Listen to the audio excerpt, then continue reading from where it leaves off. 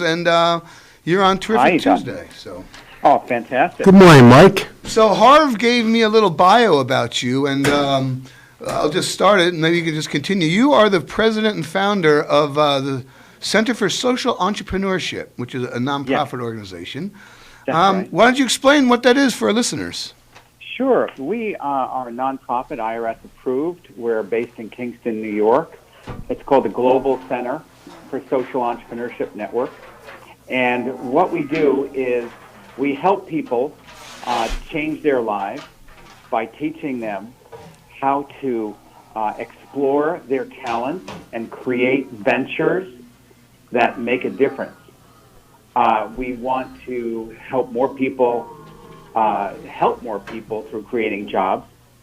We want to help them make more profit and steward the planet, and also make the local economy stronger. So people, profit, planet, and place is really our impact that we seek while we help adult learners from all different sectors begin to explore their own entrepreneurial dreams. So it says here that you are currently emphasizing on veterans, but aside that, how do you have a particular, I don't want to say type of person you're looking for, or someone in a particular point in their life? Do you have a target population? Yeah, thank you. Thank you, yes. And we've been at this, I've been in this space for 40 years. I helped the Network for Teaching Entrepreneurship grow globally in 14 countries, reached about 1.5 million young people in starting their own family businesses. And then I taught at Babson College for 14 years and wanted to help adults learn the same thing that I did with teenagers. And so initially our populations were undergraduate students and graduate students who wanted to get going in their business career through their own business. As opposed to many of us, including myself, I grew up in a union family in Queens, New York. Thankfully, it was a great life. The philosophy was very simple at that time in the 70s and 80s. Be good, do good in school, and someone will give you a job. Get benefits, and retire. My dad was in 3 unions. And so what I found as a self-taught entrepreneur, and then later as a officially trained MBA and then higher ed academic teaching entrepreneurship, is that there's a missing element, which is create your own job, create your own economic prosperity through ownership of business. As long as we are in a democratic capitalist society, which we are, there's only 3 ways, and this was mentioned by Alan Greenspan back in the mid-'80s as the Federal Reserve president, who said the only way you're going to get ahead, let's be straight, is savings, investing, home ownership, and small business ownership. That's it. Now, many of us can go through school, be it high school or college or grad school or PhD programs, and never even hear that, and never even know that's an option. So I want, through our foundation, to increase the velocity of the number of people who are trying to build their own entrepreneurial dreams. And we started with university students, sponsored by the Diana Davis Spencer Foundation. We did that in Boston area. And then I wanted to bring it to more adults. And those are the populations which you asked about, include veterans, include single working moms who want to create economic prosperity. And a new phrase that's very powerful is called generational wealth. Instead of passing on the China, how about passing on a business to the next generation? That's what billionaires do. That's what centimillionaires do. They know the game. And so we're trying to basically equal the playing field in this democrat capitalist society. And we target, again, the university undergrad and grad, the veterans, and the military family members, the single working moms seeking to create generational welfare families, and then other populations in transition, be it parolees and victims of domestic violence. And we're just starting to begin to work with homeless individuals as well. So Yeah. I'm sorry, Mike, there's not a specific targeted population. It's anyone that would fit within the parameters of your not-for-profit. Absolutely. Anyone who would want to spend time to work on their dreams. Mike, how did you get in it? I think you mentioned you were, I should call you Professor Caslin, but what did you teach at Vassar? What was your principal? At Babson College in Boston. Oh, Babson. I thought you said Vassar. Babson. Okay. Vassar. So Babson's a business school, and so yes, that kind of makes sense. Babson's an incredible business school. It's number one in the world for entrepreneurship. So how I got into it was self-teaching. I read one book in the early 80s called The Spirit of Enterprise, and it talked about the role of the entrepreneur in the world. I'd never heard that before, ever. I'd worked 21 jobs before I was 21. I'd never heard the word entrepreneur. Yeah. And then I had never known what I thought they taught that at 4-H. Yeah. Anyway. That they may, but, if we just look at even the higher ed population, there's 20 million college students, of which 2 million are business school students, and a large number of business school students never even take a single course on entrepreneurship. I'm sorry, go ahead. I was going to say, you mentioned, a while ago, so, I'm 59, graduated high school 84, and to me, that's sort of when this whole, for-profit college, path was developed. In high school, you got to go to college, you got to get a job, you got to do this. Trade schools were looked down upon. Entrepreneurship, work, starting your own business was looked upon. No, you got to get a job. Lawyer. Right. And that has only led to student debt and a lot of people not knowing what the heck they want to do. Well, you go to school and you get a liberal arts degree after 4 years, and you're in debt for the rest of your life. Yeah. What in God's name do you do with? Mike? Could you tell us, what do you mean by entrepreneurship? What is that? Absolutely. There's 16 million students a year going through the higher ed system that are right in that bullseye. Yeah. Right. So just so you know, and obviously with the challenges of the economy now getting bigger, all sorts of predictable, allegedly safe jobs are not safe anymore. It's now, in essence, a perfect time to start exploring: is there, going into entrepreneurship, is there a passion that you have that can help somebody or create some value or products? And so usually we say, your passion, your why, what really makes you fired up, fuels your willpower, and your willpower finds an entrepreneurial way. Your why fuels your will finds the way. Boy, that is probably the most brilliant thing I've ever heard anyone say in the area of business. And it doesn't matter what profession. If you have passion for something, you will find a way. So what do you guys teach when, first of all... You're talking about having boot camp and, how do we get a hold of you? And Absolutely. This is your time, man. We have a website, GCSEN.org. Could you say that once again, please, Mike? Sure. G as in George, C as in Charlie, S as in South, E as in East, N as in North. That's .org, GCSEN.org. That what it stands for is Global Center for Social Entrepreneurship Network. That's a mouthful, Mike. Yeah, absolutely. That's what we do. We build a network of people who want to be on fire for the world, for their life, by building a business that matters, that makes an impact on people, that makes profit, that stewards the planet, that makes a local place stronger. People, profit, planet, place.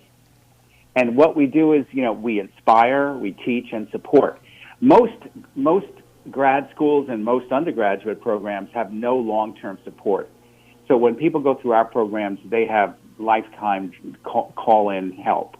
With your organization, Mike? Yes, with the organization. Okay. Yes. And we're private sector funded. I want to put a shout out in the Hudson Valley, to first of all our team, Harv Hilowitz and Sharon Wasco in communications and design, and Tony DeMarco in program design and operations. And then our sponsors in the region have been fantastic. Frank Salatin at Fala Technology. Oh, Frank Salatin, good people. Peter Buffett at Novo. Yep. Andrew O'Grady at MHA, Dutchess County. Various, the Ulster County Executive Office has been very helpful, and the Round Out Savings Bank. That's just a local smattering of folks who are supporting us. And what we're looking to do is to raise some money. We're looking to raise $30,000 to do, in particular, a series of inspirational exploration workshops for veterans, VFWs in the Hudson Valley. And if we what is inspirational exploration? What is that? Sure, absolutely. Usually, imagine a fireside chat, right?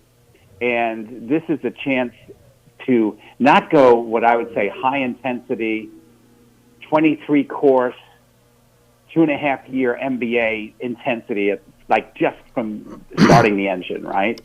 So what we do is we want to explore your social entrepreneur within. And sometimes doing your own self-analysis is work, right? It's hard work to know what you really care about and want to do with your life. It's easier just to drone on. Yeah, Mike, some of the stuff, talking about passion is fantastic. But most people in hearing are going to say, what is social entrepreneurship? Yeah. These are terms that basically people don't understand. So Sure. if you could Absolutely. put this in layman's terms, that would be great. Sure.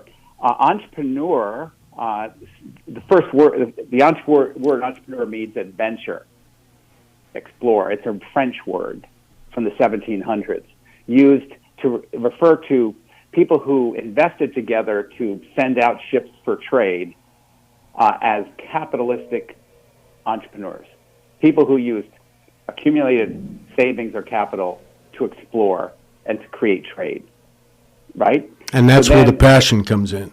Yes. So then the next kind of the evolution of that word is someone, entrepreneur, let's go into the 1900s, someone who starts, owns, and manages a small business, and in whether a product or service. Then you look at what types of businesses are there really in our life, and there's only 4 types, which is really interesting because it simplifies things. There's wholesale, retail, manufacturing, service. Every one of those themes has value. So if you look at wholesale, retail, manufacturing, service, then you can say, okay, that's a business. Now, what modern day entrepreneurship means is someone who has the ability to perceive, to see opportunity, and a motivation to pursue it.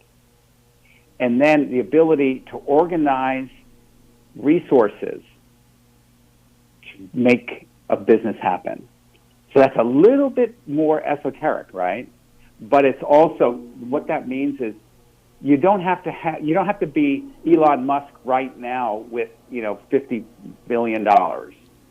Like, you can get started on a small venture if your life depended on it this week. And with your organization, Mike, for people that may be listening, does it have to be manufacturing? No, it doesn't. That's why I just said, the kind of the 4 elements. There's only 4 types of businesses like in the world. There's wholesalers, retailers, manufacturers, and people who provide services. Understood. So if the services, what could that mean? Oh, I don't know. One of my students bought an abandoned seminary who took my class in New York at Baruch University, moved to Sao Paulo, Brazil, got an abandoned seminary for $1, and created a new version of a nursing village, of a senior village, not a nursing home. He called it a senior villa, and now he has 3 of them. And so that's a service, but it incorporates a wide range of solutions. So an individual that has an idea, a concept Yeah. that fits within their passion, their Right. motivation. They reach out to you. What happens next? Okay, and then you just hit on something that's really powerful. I share this in our courses. Eventually, you're going to have to make a decision. To stay up till 4 a.m. doom scrolling or partying, or get up at 4 a.m. and work on your dream. That's eventually what it comes down to. And most of us, are neurologically, digitally addicted, right? And so we're going to spend money and our time on somebody else's gig. So that's a very key fork in the road. Well, you have What to make happens- some sacrifice to be successful. Yeah, Is yeah. that basically what you're saying? And you have to be able to trade your time. And success, it sounds like what you're saying, Mike, is success will only occur if you have the passion to pursue it and make the sacrifice necessary. Bingo. Because guess what? 75% of adult Americans hate their job. Why? Because there's no why. I didn't, Mike, because I loved yelling at arrogant lawyers, but that's okay. I'm sorry. Go ahead. So you knew why. But most people just get their jobs from their friends or family. That's it. You're absolutely right. And so this is a little bit more intentional with a lot more work. So what we do is the first thing is we have exploration workshop, inspiration, where we look at, who am I? Why am I here? What has motivated me to be here? What do I know? Like, what's my comparative advantage? What have I spent 10 years of my life or more doing?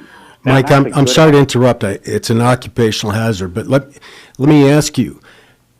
Many people are just lost. They don't know what they want to do for the rest of their lives. They're scared to investigate. And then scared to investigate it. But Yes. if they don't have an individual passion that they've identified, can they go to your boot camp or something? Yeah, And they can- and maybe you can draw it out of them? Yeah. What we do is we have a starter entry. We do both a workshop, like a 2-hour fireside chat in the Kingston area whenever we have enough people signed up. And then we also have a book for sale at Rough Draft and on Amazon, Rough Draft in Uptown Kingston. It's called Get to Wow, Explore Your Personal Entrepreneur Within. So this is a book that is available at Rough Draft? Yeah, Rough Draft. Oh, thank you, Mike. You gave me an excuse to go have a couple of beers, so I appreciate that. Absolutely. Field research for sure. And so, yeah, it is. We wrote an entry level book that takes critical concepts that are MBA level and just simplify them. When I got my MBA, it took 2.5 years while I was working full time, and it cost with interest nearly $300,000. Yeah, So it's not inexpensive. If somebody wants to do that, they have a chance to get the best code and the understanding that's vital. But if you don't, what are you going to do? So I wanted to democratize that knowledge and make it more accessible for folks, especially working class families like myself. Yeah. All right, so Mike, just some basic stuff. I want to make sure we get this out before the time ends. What does it cost? How does somebody go about doing that if they have an interest? Yes, we have. They can get on our mailing list. Just go to our website, GCSEN.org. You got to make that website easier for people to remember, Mike. Or if somebody is searching for it, and they go on Google, I hate that. You're going to Google it. What would you be Googling? They'll be good. The Global Center for Social Entrepreneurship. People are not going to remember that. Then they can remember GCSEN. That's. I mean, we're 10 years old. People find us. Yeah, good. Okay, good enough. Yep. And then we can do a 2-hour exploration workshop, and then we will have a boot camp that's more intense, like a 6-day intensity to actually launch a business. And when are they held? Is it during the day when most people are at work, or is it at night, weekends? Usually, we hold them on weekends so Great. people have more time. And we do it like Friday night, Saturday, Sunday type thing as an initial. And then we have what's called blended learning. We have state-of-the-art online learning where people can go to work all day, do some of our content at night. Then we use conferencing, Zoom calls, teleconferencing as well. So the students are given assignments. They're on our online courses, and then we talk that through. Or what are the, if you have any, what are the qualifications? What are the prerequisites for someone to get into this? And then what are the costs? Okay. For the prerequisites, it's really someone who's motivated and sober and trying to make a better life. The reason why I say sober is that this is like a lot of work. And so you don't want to be cloudy. You don't want to be tired. You don't want to be, off the rails. That's the first one. And then the cost is basically $500 for our initial workshops and $5,000 for our 6-day boot camp, which puts people into business. So it's $500 or $5,000. Understood. Yeah. So maybe $5,500 total, and then you're going to help these people get their business started? Get it started and then stay with them. That's the killer. That's the killer differential for us. Because most people who go to college never hear from their colleges after they graduate, except for one day. And that's fundraising day. Yeah, once a year you get a fundraising envelope from the foundation. Yeah, absolutely. 100%. And so oftentimes we have sponsors like, the Hudson Valley Community Foundation could, or Novo, or, people could underwrite scholarships. But if people want to invest in themselves, like I did, they take their savings and say, rather than blowing it on something that's just going to vaporize, I'm going to invest in myself. That will build legacy wealth, generational wealth. Now, something you said earlier, which I think is important to state too, that for lack of a better word, your alumni, the previous people who've gone through your program, that's a network of mentors or advice, sounding boards or whatever. And I'm so glad you brought that up. We just had a situation where a student who graduated from our program 10 years ago did all the corporate tick the boxes, worked with every major, let's say, Wall Street firm, and worked 70 hours a week, made big money, and was not happy, was not on fire, for their life, and just called me about 2 months ago and said, "Hey, I've been reading GCSEN's network news that's on our website, GCSEN.org, and I've read the stories, and I found this one story about this one entrepreneur that you helped. I want to go see that person because I want to help elderly people. I know that's what matters to me most." Now, getting to that point is like self-discovery, self-knowledge. And so, we have beautiful stories of everyone in varying stages of becoming better and more excellent selves. And I always wanted to help people, but I realized that becoming an entrepreneur was a great way to help, and teaching people how to do it was a great way to help themselves. Yeah, but I imagine too, you've said you've recently had a little bit of focus on returning veterans. Yeah, I think that's fantastic. And what I from knowing vets who've been off deployment, you've been trained to do a certain job, and then okay, buddy, thanks for your service. Now you're a veteran. Go live the rest of your life. Yeah. You get a flag, a decal for your bumper, and a bag of pills. Yeah, there you go. And these people have been highly trained. They're motivated. Yeah. They've already passed the background checks.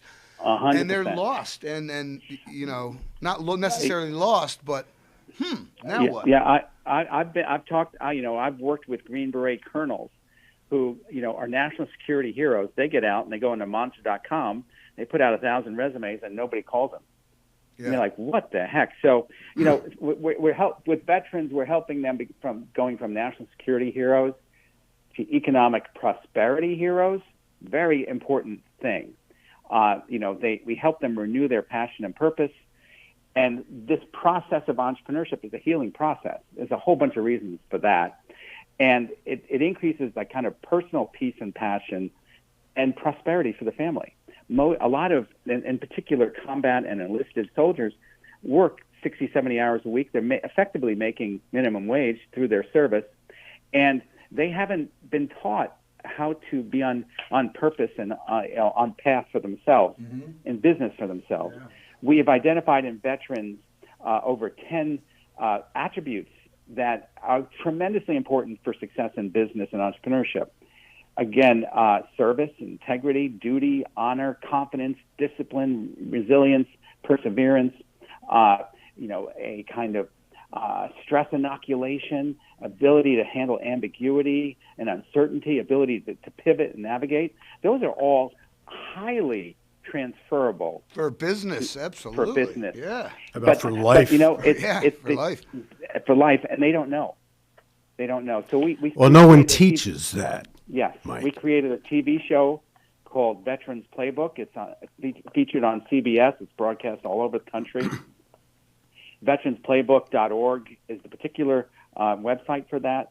And in essence, we look at veterans of all different backgrounds, both Naval Academy as well as enlisted, and we then identify them and attract them and tell their entrepreneurial stories once they're out. Yep.